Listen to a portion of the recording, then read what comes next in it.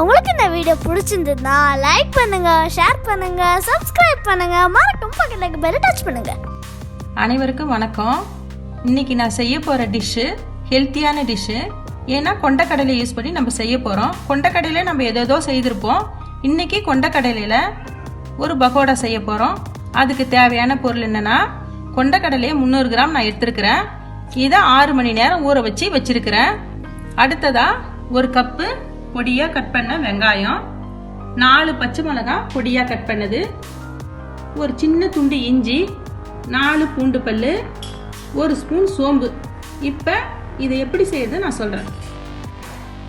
கொண்டக்கடலையை தண்ணி இல்லாம வடிகட்டி ஒரு மிக்சி ஜார்ல போட்டு இதை கொரன்னு கட்டியா அரைச்சிக்கலாம்.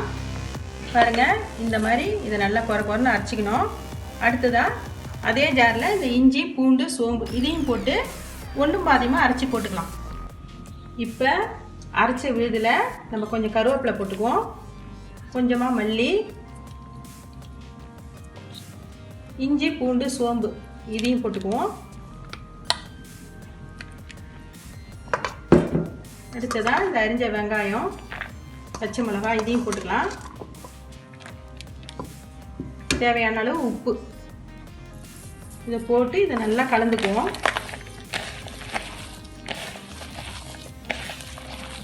உப்பு மட்டும் உங்களுக்கு எவ்வளோ தேவையோ பார்த்து போட்டுக்குங்க.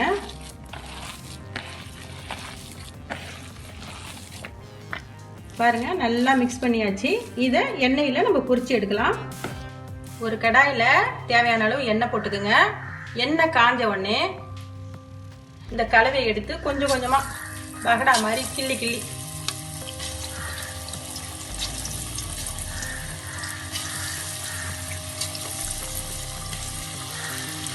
போட்டுக்கலாம்.